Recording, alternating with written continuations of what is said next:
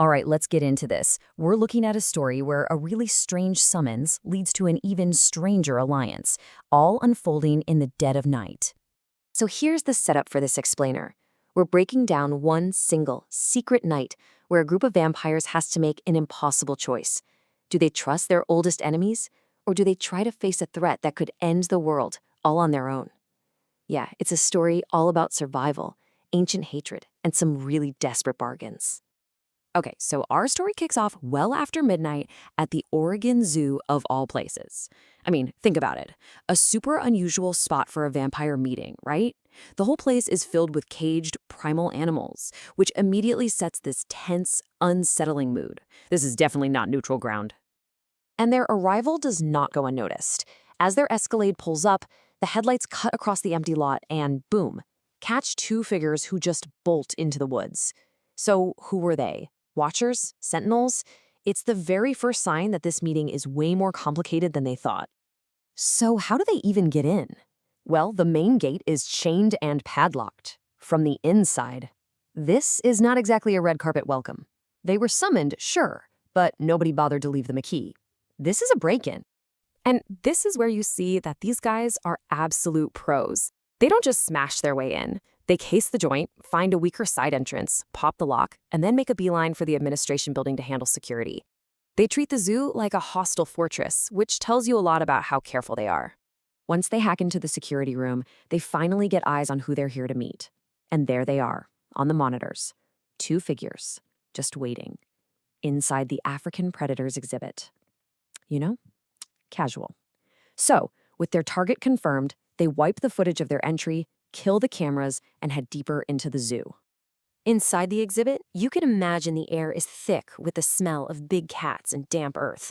And that's where they finally meet them, Solana and Asutu. And right away, it is crystal clear that these are not the people the vampires were expecting to meet. So Solana, one of the contacts, is a vampire, but he immediately makes a point to distance himself from their whole rigid power structure. For a vampire to declare himself Gangrel and say he has no master, that is a big deal. It means he plays by his own rules, which makes him both fascinating and incredibly dangerous.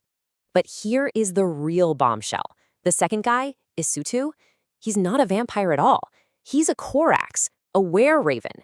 This is a massive shock. For centuries, shapeshifters and vampires have been mortal enemies.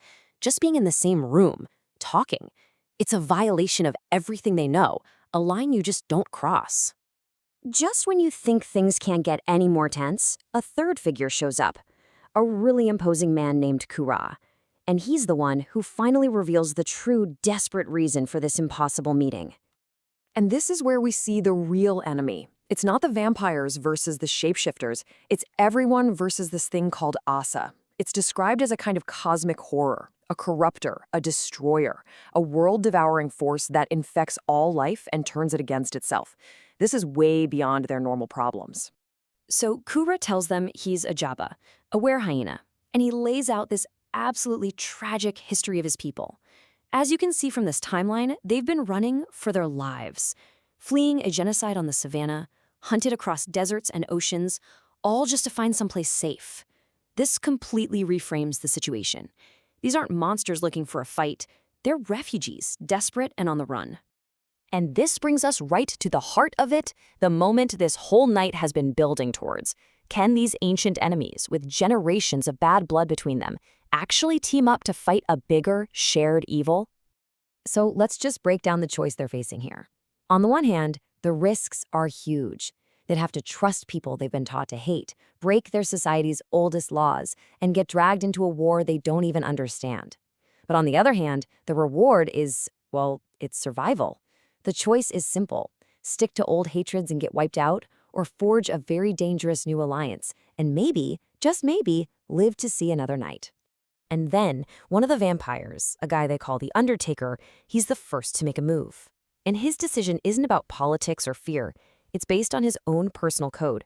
He protects the innocent. Period. It doesn't matter who or what they are. It's a really powerful moment that just cuts through all the ancient baggage. So the deal they finally strike, it's not based on the usual complicated vampire traditions of favors and debts. No, this is something more primal. The payment is loyalty. The terms are mutual survival, and the whole thing is sealed not with a contract or blood, but with a shared, incredibly dangerous secret. So they leave the zoo, walking out into the pre-dawn quiet with new allies and a terrifying new enemy on the horizon. A truce was made in the dark, born out of pure desperation. But the big question that hangs in the air is, can this fragile alliance between monsters actually last?